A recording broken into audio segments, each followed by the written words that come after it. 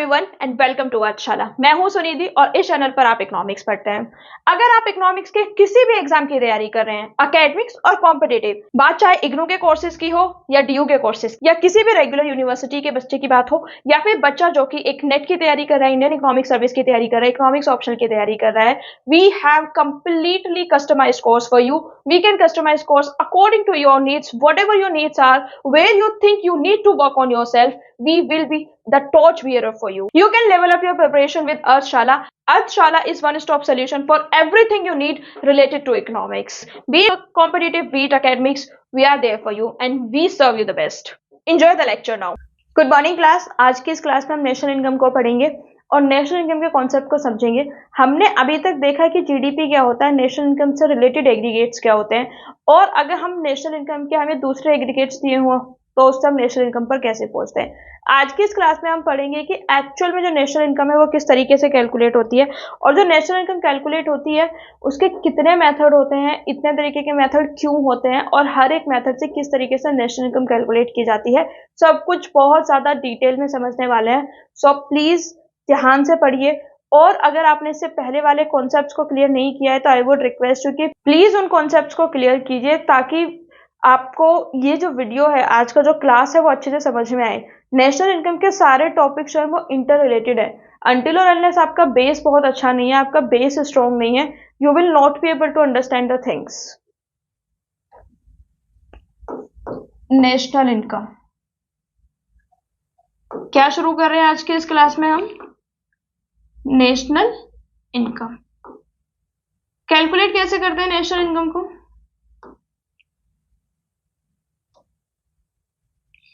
तीन मेथड से कैलकुलेट करते हैं। सबसे पहला मेथड होता है value added method,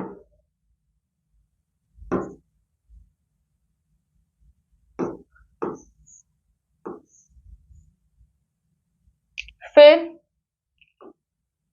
income method,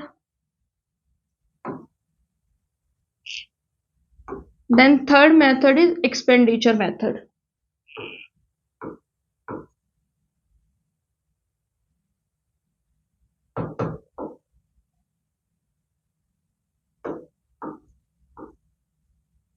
ठीक है, वैल्यू एडिड मेथड को हम आउटपुट मेथड भी बोलते हैं। ये तीनों जो मेथड है ना वो एक ही चीज है। जैसे कि मैंने जब मैक्रो इकोनॉमिक्स की शुरुआत की थी तो मैंने पर्सपेक्टिव की बात की थी, मैंने सर्कुलर फ्लो ऑफ इनकम पढ़ाया था, तो उसमें बताया था कि जो हाउस होल्ड है और जो फर्म्स हैं वो आपस में इंटरेक्ट करती हैं। किस तरीके से इंटरेक्ट करती है कि हाउस होल्ड फर्म्स को फैक्टर सर्विसेज प्रोवाइड करती है। फैक्टर सर्विसेज का क्या मतलब है?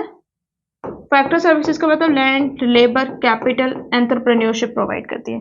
और फर्म्स बदले में हाउस होल्ड को क्या करती है? फैक्टर पेमेंट करती है। ठीक है, हाउस होल्ड फर्म्स को फैक्टर सर्विसेज प्रोवाइड करती हैं और फर्म्स हाउस होल्ड को फैक्टर पेमेंट करती हैं। हाउस होल्ड हो गया, फर्म्स हो गया, बहुत सही बात है।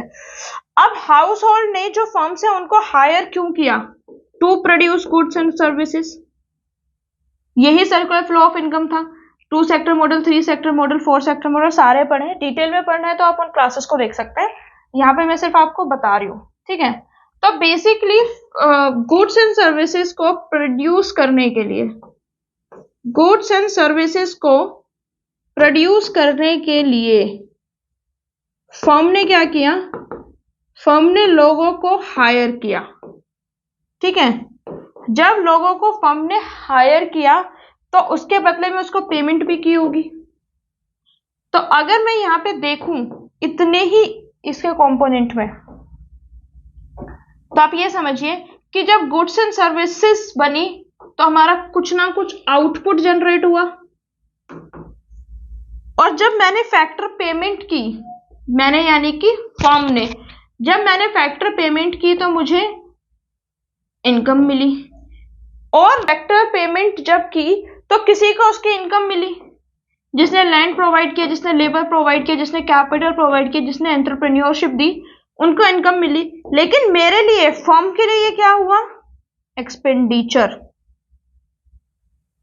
यानी कि कोई भी प्रोडक्शन एक्टिविटी जो इकोनॉमी में हुई, कोई भी प्रोडक्शन एक्टिविटी जब हुई तो उसमें आउटपुट बना, ठीक, किसी भी गुड्स या सर्विसेज का प्रोडक्शन हुआ तो इट क्रिएटेड आउटपुट। आउटपुट को क्रिएट करने के बाद में क्या हुआ कि मैंने उन फैक्टर सर्विसेज की पेमेंट की जो मैंने हायर की थी, क्योंकि मैंने पेमेंट की तो पेमेंट किसी के लिए खर्चा और किसी की इनकम होती है। तो जो फैक्टर्स ऑफ प्रोडक्शन के ऑनर थे उनकी इनकम हुई और जो कंपनीज थी उनके लिए वो एक्सपेंडिचर हुआ। देखिए यही तो लिखा हुआ है कि पहला मेथड आउटपुट मेथड, यानी कि इकोनॉमी में कितना गुड्स एंड सर्विसेज बना वो नापेंगे। इनकम मेथड, कंपनीज ने कितनी पेमेंट की, कंपनीज ने कितनी पेमेंट की या कंपनीज ने खुद ने कितना पैसा कमाया। एक्सपेंडिचर मेथड, कितना खर्चा पूरी इकोनॉमी में हुआ। ये मैंने आपको 2 सेक्टर मॉडल के से बताया। जब हम 3 सेक्टर मॉडल की बात करेंगे तो टैक्स सब्सिडीज को भी कंसीडर करेंगे।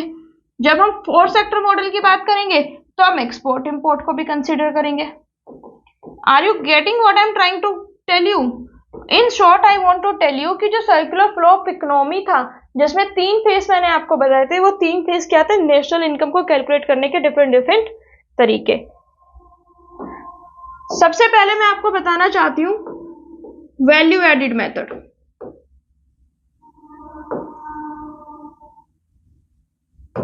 वैल्यू एडिड मेथड क्या है? वैल्यू एडिड मेथड जैसे कि नाम से ही पता चल रहा है वैल्यू एडिशन हो रहा है। कैसे वैल्यू एडिशन हो रहा है? ये मैंने जब आपको फाइनल गुड और इंटरमीडिएट गुड पढ़ाया था तो उसमें एक एग्जांपल दिया था। मैं आपको सेम एग्जांपल से समझाने की कोशिश करती हूँ। ये हमारा एक फार्मर था, इस फार्मर ने कॉटन की फसल लगाई और कॉटन की फसल लगाने के बाद कॉटन बॉल्स को हार्वेस्ट किया। ठीक, यानी कि कॉटन बॉल्स की खेती करके उसने क्या किया? कॉटन बॉल्स बना ली। जब उसने कॉटन बॉल्स बनाई तो उसने डिसाइड किया कि मैं इस कॉटन बॉल्स को कितने में बेचूंगा? 2000 में। ठीक है, अब एक कंपनी थी जो थ्रेड बनाती थी, यानी कि उनका काम क्या था? उनका काम था कॉटन बॉल से थ्रेड बनाना। जो भी कॉटन की बॉल्स आती है उनसे थ्रेड बनाना। तो ये जो थ्रेड बनाने वाली कंपनी थी, लेट्स से इसका नाम रख देते हैं ए। तो ये कंपनी फार्मर के पास गई, कॉटन बॉल्स जिसके पास कॉटन बॉल्स थे, और इसने बोला कि सर आप एक काम कीजिए, हमको अपने कॉटन बॉल्स दे दीजिए, हमको 2000 रुपए में अपने कॉटन बॉल्स दे दीजिए। तो फार्मर को लगा कि ठीक है, मैं भी 2000 रुपए देना चाहता हूँ, ये भी 2000 रुपए देना चाहते हैं, और इनका सौदा जो है वो पक्का हो गया। और वो 2000 रुपए में थ्रेड खरीद के लाया, सॉरी वो 2000 रुपए में कॉटन बॉल्स खरीद के लाया। अब उसने क्या किया? उसमें कॉटन बॉल्स से जो 2000 रुपए की उसने कॉटन बॉल्स खरीदी थी, वो 2000 रुपए की कॉटन बॉल्स को लाकर उसने उनसे थ्रेड बनाए। और जब उसने थ्रेड बनाए तो उसने बोला कि जब मैं इसको खरीद के लाया था तो मेरे पास 2000 रुपए की कॉटन बॉल्स थी। बिल्कुल सही बात है, 2000 रुपए की कॉटन बॉल्स जो मेरे पास थी, अब मैंने उसमें लेबर लगाई है, मशीन लगाई है, मेहनत लगाई है, तो अब मैं इस थ्रेड को जो कॉटन बॉल से थ्रेड बना उसको मैं मिनिमम 3000 में बेचूंगा। ठीक है, फिर यहाँ पे एक शर्ट बनाने वाली कंपनी है, लेट्स से कंपनी सी। अब शर्ट बनानी है कॉटन की शर्ट कॉटन के धागों के बिना तो बनेगी नहीं। किसी भी फैब्रिक को बनाने के लिए आपको धागे की जरूरत होती है, तो कॉटन की शर्ट बनाने के लिए आपको कॉटन के धागे की जरूरत होती है। बिल्कुल सिंपल बात है। ठीक है, तो उन्होंने क्या बोला शर्ट बनाने वालों ने कि वो गए थ्रेड वाले के पास कि सर हमको 3000 रुपए में अपना थ्रेड दे दीजिए, हम शर्ट बनाना चाहते हैं। थ्रेड बनाने वाले ने कहा कि ठीक है ले जाइए। तो इन्होंने 3000 रुपए में थ्रेड खरीदा, और 3000 रुपए में जब उन्होंने थ्रेड खरीदा तो उस पर उन्होंने लेबर लगाई, मशीनरी लगाई, और उस थ्रेड से इन्होंने एक शर्ट बना दी। और उन्होंने बोला कि हमने इसमें लेबर भी लगाई है, मशीनरी भी लगाई है, और हमारा पूरा सेटअप भी है, तो उसका जो खर्चा है वो टोटल लगा के अब इस शर्ट की कॉस्ट कितनी हो गई है? 4500। ठीक है, ये एग्जांपल मैंने आपको पहले भी बताया था, इस एग्जांपल को फिर से समझने की कोशिश कीजिए। अब मैं इसमें क्या बताने की कोशिश कर रही हूँ वो आपके लिए बहुत इंपॉर्टेंट है कि पहले जो कॉटन बॉल थी वो 2000 रुपए की थी। कॉटन बॉल कितने की थी? 2000 रुपए की थी। लेकिन जब थ्रेड बना तो वो कितने का बना? 3000 का बना। और जो शर्ट बनी वो कितने की बनी? 4500 की बनी। यानी कि जो कॉटन की बॉल्स थी वो 2000 की बनी, थ्रेड आपका 3000 का बना, और जो शर्ट थी वो आपकी 4500 की बनी। ठीक है, अब आप देखेंगे जैसे फर्स्ट स्टेज से सेकंड स्टेज पे गए, सेकंड स्टेज से थर्ड स्टेज पे गए, तो आपका क्या हो गया, प्राइस बढ़ता चला गया।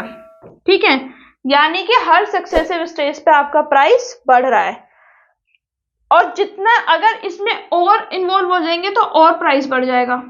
ठीक है, तो 2000 से 3000, 3000 से 4000 वो आपका बन गया। Now we need to understand one thing कि ये जो प्राइस है ये क्यों बढ़ रहा है। प्राइस बढ़ रहा है ये हमको समझ में आ गया, पर ये क्यों बढ़ रहा है ये समझने वाली बात है। Why the price is increasing, tell me one thing. क्योंकि हर सक्सेसिव स्टेज में आपके जो इंटरमीडिएट गुड्स है उनका प्राइस ऐड होता जा रहा है। जब थ्रेड बनाना, जब शर्ट बनाने वाली कंपनी थ्रेड खरीदने के लिए आई, शर्ट बनाने वाली कंपनी जब थ्रेड खरीदने के लिए आई ना, तो उसने पता है क्या कहा कि थ्रेड बनाने वाले ने कि सर 2000 रुपए की तो कॉटन बॉल्स ही आई थी, मैं आपको 2000 रुपए में कैसे दे दूं। 2000 रुपए की कॉटन बॉल्स खरीदने के बाद मैंने उसमें अपना लेबर लगाया है, अपना मशीनरी जो है मैंने वो लगाई हुई है, तो 2000 में तो देना पॉसिबल ही नहीं है। तो इस 3000 में ये जो 2000 कॉटन की बॉल्स है इसका प्राइस भी छुपा हुआ है। और ये जो शर्ट हमने खरीदी 4500 की, इस शर्ट में 2000 रुपए तो बॉल्स के लगे हुए हैं। ये जो 4500 रुपए की शर्ट बनी ना, इस शर्ट में 2000 रुपए तो बॉल्स के हैं, और इनके बीच का डिफरेंस कितना है, 1000 रुपीज। ठीक है, यानी कि जब 4500 रुपए की शर्ट खरीदी गई तो उसमें 3000 रुपए जो उसने पे किए धागे के लिए, शर्ट बनाने वाली कंपनी ने जब 3000 रुपए के धागे खरीदे तो उसमें इन बॉल्स का जो कॉस्ट था वो ऑलरेडी इंक्लूडेड था। यानी कि जो फाइनल गुड्स होते हैं उसमें सारे जो इंटरमीडिएट गुड्स होते हैं सबका जो प्राइस होता है वो इन्वॉल्व होता है। यही एक कॉन्सेप्ट बनाता है जिसको हम बोलते हैं intermediate consumption, intermediate consumption and final consumption. कुछ नहीं है, ये सिर्फ दूसरा नाम लिख दिया है। ये है इंटरमीडिएट गुड्स और ये है फाइनल गुड्स। और मैंने आपको क्या बताया था, नेशनल इनकम की जब भी हम अकाउंटिंग करते हैं तो we consider only final goods, हम इंटरमीडिएट गुड्स को कंसीडर ही नहीं करते हैं। ठीक है, फाइनल गुड्स समझ में आया इतना। Intermediate consumption, final consumption, intermediate goods और फाइनल गुड्स, हम केवल फाइनल गुड्स को कंसीडर करेंगे। इसके बाद में जो इंपोर्ट्स हैं वो कंसीडर नहीं होंगे, क्योंकि जब हम परचेज या सेल्स मानते हैं तो हम ये मानते हैं कि उसमें इंपोर्ट और एक्सपोर्ट जो सेल्स है ना उसमें दोनों चीजें हैं। लेकिन अगर केवल डोमेस्टिक वर्ड यूज हुआ है, अगर डोमेस्टिक सेल्स लिखा हुआ है तो उस केस में हम एक्सपोर्ट को काउंट करेंगे, लेकिन अगर केवल सेल्स लिखा हुआ है तो उस केस में एक्सपोर्ट है उसको काउंट नहीं करेंगे। अब हमको इतना समझ में आ गया कि इंटरमीडिएट गुड्स और फाइनल गुड्स क्या होता है। अब नेक्स्ट चीज हमको समझनी है कि हम आउटपुट मेथड में वैल्यू ऑफ आउटपुट कैसे कैलकुलेट करेंगे। What is value of output, आप मुझे बताइए कि वैल्यू ऑफ आउटपुट क्या है। What is value of output? Market value of all final goods and services produced in a year. अब मार्केट वैल्यू जो है फाइनल गुड्स एंड सर्विसेज की, एक साल में जितना भी हमने final goods and services market value से कैलकुलेट किया वो सब हमारा क्या है, value of output. Value of output में क्या आएगा, सेल्स और उसके साथ में जो भी हमने प्रोडक्शन किया फॉर सेल्फ कंजम्पशन। अगर हमने अपने कंजम्पशन के लिए भी कोई काम किया है, अपने कंजम्पशन के लिए भी कोई आउटपुट बनाया है, वो भी काउंट होगा। जैसे हमने शर्ट का एग्जांपल लिया, 100 शर्ट मालिक ने बेचने के लिए बनाई और 1 शर्ट अपने लिए बनाई, तो वो भी काउंट होगी। इसके अलावा वैल्यू ऑफ आउटपुट में एक चीज और इंपॉर्टेंट है, इन्वेंट्रीज। आपने सुना होगा इन्वेंट्री क्या होता है। इन्वेंट्री होता है वो माल जो हमने बना लिया है लेकिन अभी तक बिका नहीं है। फॉर एग्जाम्पल लेट्स से मैंने 1000 शर्ट्स बना दी और मुझे लगा कि एक साल में 1000 शर्ट बिक जाएंगी, लेकिन एक साल में 1000 नहीं केवल 800 शर्ट्स बिकी। तो जो मेरा 200 है ना वो क्या है, मेरा इन्वेंट्री है। ठीक है, उसको मैं अगले साल बेचूंगा। ठीक है, जब भी जो स्टॉक हम प्रोड्यूस करेंगे और वो पूरा सेल आउट नहीं होगा, जब भी हम स्टॉक प्रोड्यूस करेंगे और वो पूरा सेल आउट नहीं होगा, समझ रहे हो, जब भी हम पूरा स्टॉक बनाएंगे और वो पूरा सेल आउट नहीं होगा तो जो अनसोल्ड स्टॉक है, जो अनसोल्ड स्टॉक है वो वैल्यू ऑफ आउटपुट मेथड में क्या होगा, ऐड होगा। ठीक है, क्योंकि आउटपुट वो भी है, मार्केट वैल्यू का गुड्स एंड सर्विसेज है, जितनी सेल हुई वो हुई, लेकिन साथ में जितना अनसोल्ड स्टॉक है वो भी आउटपुट में आएगा, वो भी प्रोडक्शन में आएगा। बेसिकली जो प्रोडक्शन हुआ है हमको उसको कैलकुलेट करना है। अब वो उस साल में बिका नहीं वो एक अलग बात है, लेकिन प्रोडक्शन तो हुआ है ना। अब अनसोल्ड स्टॉक निकालते कैसे हैं, साल के एंड में जितना स्टॉक है क्लोजिंग स्टॉक और साल के स्टार्टिंग में जितना स्टॉक था उसमें से माइनस कर देंगे तो हमारा अनसोल्ड स्टॉक या चेंज इन स्टॉक आ जाएगा। इसके बाद में जो हमने बताया market value of final goods and services, उसको हम सेल्स भी बोलते हैं। सेल्स को कैलकुलेट करने का एक और तरीका है कि जिस प्राइस पे वो बिका और जितनी क्वांटिटी बिकी, लेट्स से हमको बोला गया कि 10,000 पीस बेचे और 10 रुपए के रेट से बेचे, तो टोटल कितने की सेल हुई, 1 लाख। यानी कि प्राइस इनटू क्वांटिटी हमें क्या देती है, सेल्स देती है। ठीक है, आई होप इतना आपको समझ में आया होगा। अब हमको ये देखना है कि जो वैल्यू एडिड मेथड है उसके एक्चुअल में स्टेप क्या होते हैं, उसको एक्चुअल में कैसे कैलकुलेट करते हैं। Steps of value added method. ठीक है, वैल्यू एडिड मेथड के हमको क्या देखने हैं, स्टेप्स देखने हैं। अब इकोनॉमी में कितने सेक्टर होते हैं, प्राइमरी सेक्टर, सेकेंडरी सेक्टर,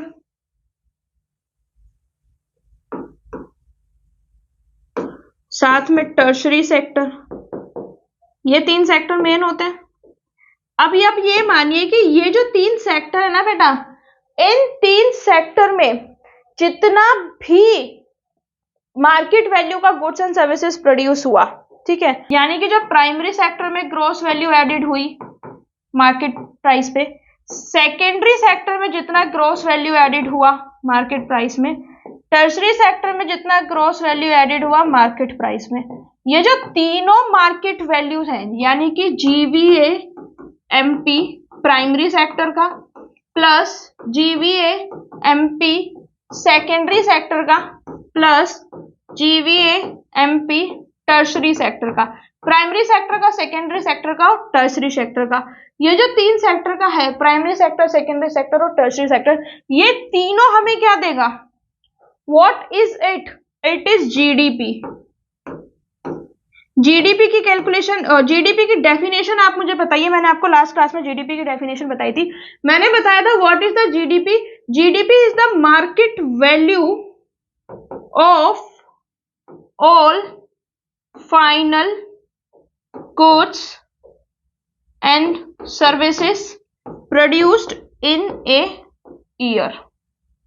जी है तो ग्रॉस मार्केट वैल्यू।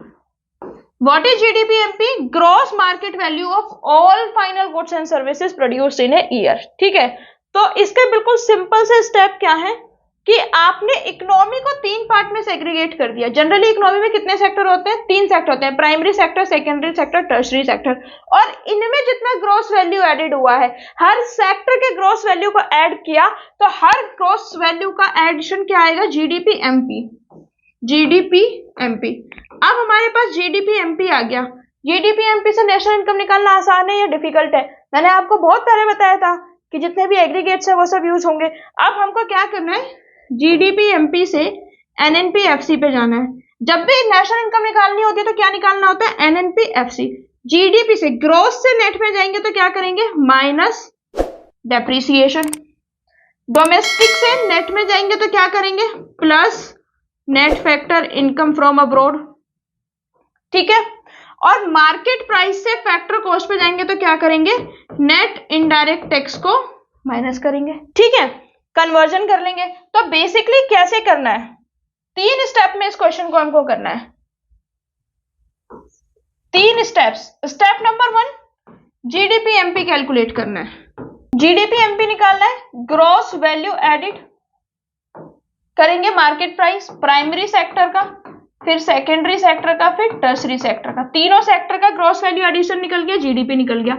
फिर जब हमने जीडीपी एमपी निकाल लिया तो उसको एनएनपीएफसी में कैसे लेकर आएंगे, जीडीपी एमपी में से डेप्रिसिएशन को हटा देंगे, नेट इनडायरेक्ट टैक्स को हटा देंगे और plus net factor income from abroad को ऐड कर देंगे, और जो हमारा फाइनल वैल्यू आएगा वो क्या होगा, एनएनपीएफसी। बस इतना सही है, इतना सही है आउटपुट मेथड। जो लोग कहते हैं कि बहुत डिफिकल्ट है, समझ नहीं आ रहा, बहुत डिफिकल्ट है, समझ नहीं आ रहा, बहुत डिफिकल्ट है, समझ नहीं आ रहा, दैट्स इट। इससे ज्यादा कुछ भी नहीं है इस पूरे चैप्टर में।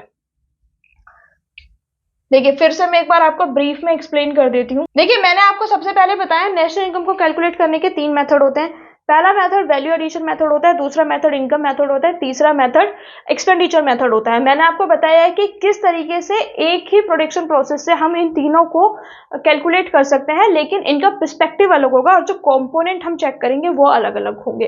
तो जब मैंने वैल्यू एडिड मेथड की बात की तो मैंने उसमें आपको समझाया कि वैल्यू एडिशन क्या होता है। जो भी इंटरमीडिएट गुड्स होते हैं जो कि फाइनल गुड्स के प्रोडक्शन में यूज होते हैं उनको हम वैल्यू एडिशन बोलते हैं। यानी कि अगर मैंने कोई चीज खरीदी और उसमें अपना कुछ इनपुट लगाया, चाहे लेबर लगाया किसी मशीनरी की हेल्प से, और फिर उसको ज्यादा प्राइस में बेच दिया, तो व्हाट इज जो डिफरेंस है दोनों के बीच का, that is the value addition. इसके बाद में मैंने इंटरमीडिएट कंजम्पशन, इंटरमीडिएट गुड्स और फाइनल गुड्स का आपको बताया, और फिर मैंने आपको बताया कि जब भी हम नेशनल इनकम को कैलकुलेट करते हैं और वैल्यू एडिशन और आउटपुट मेथड से कैलकुलेट करते हैं, उस कंडीशन में हम जीडीपी एमपी जब कैलकुलेट करते हैं तो एक्सपोर्ट और इंपोर्ट को जनरली कंसीडर नहीं करते हैं। जब तक हमें ये ना मेंशन हो कि ये डोमेस्टिक सेल्स हैं तब तक हम एक्सपोर्ट इंपोर्ट को कंसीडर नहीं करते हैं। जो भी सेल्स हमें गिवन है हम उसमें मानते हैं कि एक्सपोर्ट और इंपोर्ट इसमें ऑलरेडी इंक्लूडेड है। फिर मैंने आपको बताया कि किस तरीके से आप जो है कैलकुलेट करोगे। फिर मैंने बताया कि वैल्यू एडिशन मेथड के आपके जो स्टेप्स होंगे एक्चुअल में वो क्या होंगे।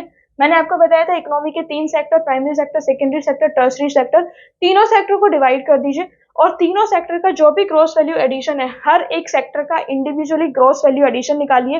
पहले प्राइमरी सेक्टर का, सेकेंडरी सेक्टर का, टर्सरी सेक्टर का, तीनों सेक्टर का आप निकालिए और तीनों सेक्टर का निकालने के बाद में ऐड कर दीजिए and that will be your GDP MP.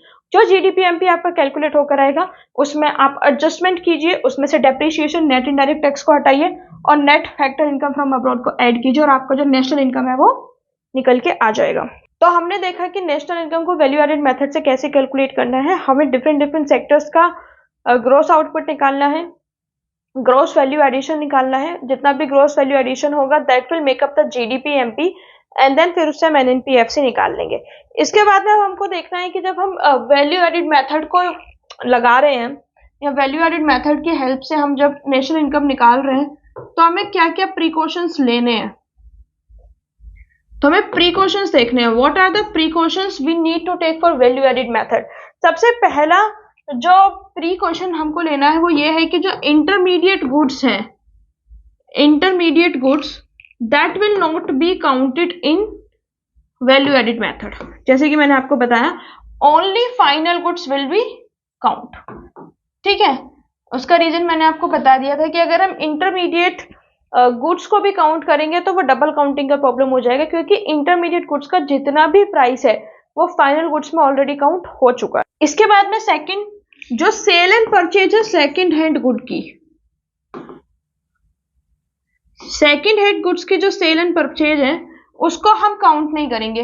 जैसे कि लेट्स से फ्रिज या फिर कार, अगर मैंने किसी से सेकेंड हैंड कार खरीदी है तो वो सेकेंड हैंड कार अगर मैंने किसी से खरीदी है तो वो काउंट नहीं होगी।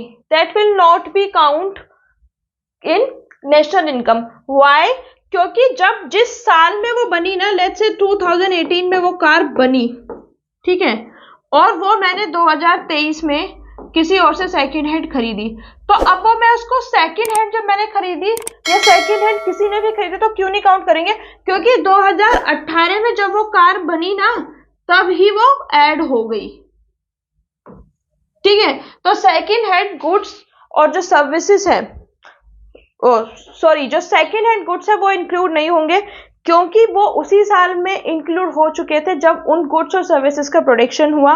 लेकिन अगर इस पे कोई सेल और परचेज हुई, यानी कि कोई एक एजेंसी है या फिर कोई एक ब्रोकर है जिसका काम है कि वो सेकंड हैंड कार या मोटरसाइकिल और बाइक बेचता है, उसमें जो उसका चार्जेज है, जो वो उसका पेमेंट है, लेट्स से मैंने आपको बोला कि आप मुझे गाड़ी दिला दीजिए, मैं गाड़ी की कॉस्ट का 5% आपको पे कर दूंगा, तो 5% आपका जो ब्रोकरेज है, जो कमीशन है, वो इंक्लूड होगा।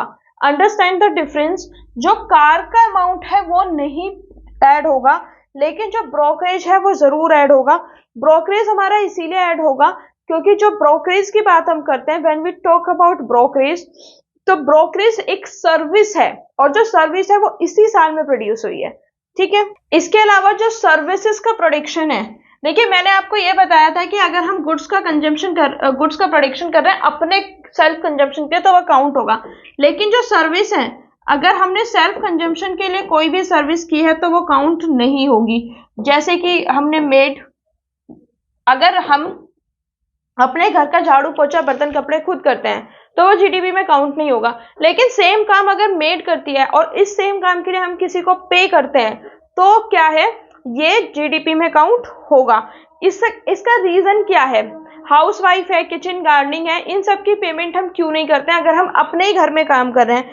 क्योंकि ये जो सर्विसेज है ना, ये घर में यूज होती हैं और कभी भी मार्केट प्लेस में एंटर नहीं किया है, तो मार्केट का इसका कितना वैल्यू है ये नहीं पता चलता। ये नॉन मार्केट ट्रांजेक्शंस है, क्योंकि ये नॉन मार्केट ट्रांजेक्शन्स है इसीलिए हम इनको जीडीपी में कैलकुलेट नहीं करते हैं, ठीक है।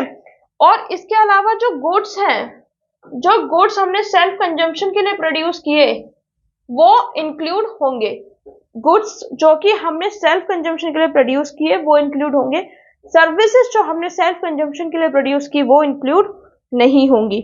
इसके अलावा इंप्यूटेड वैल्यू जो है, जैसे कि ओनर ऑक्यूपाइड हाउस है, ठीक है, ओनर ऑक्यूपाइड हाउस जो है उनका इंप्यूटेड रेंट हमको ऐड करना है, हमको काउंट करना है।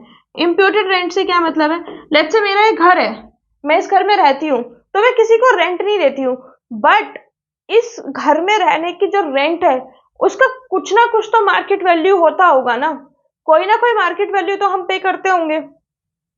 अगर मैं सेम घर कहीं और पे रेंट पे लूं तो मैं रेंट दूंगी, यानी कि इसका जो भी मार्केट वैल्यू है मैं उसको अपने आप से इंप्यूट करूंगी। जब नेशनल इनकम की काउंटिंग होगी तो जितने भी ओनर अपने अपने घरों में रह रहे हैं सबका क्या होगा, इंप्यूटेड वैल्यू काउंट होगी, ठीक है। इसके अलावा जो चेंज इन स्टॉक जो मैंने आपको बताया, closing stock minus opening stock, that will be included.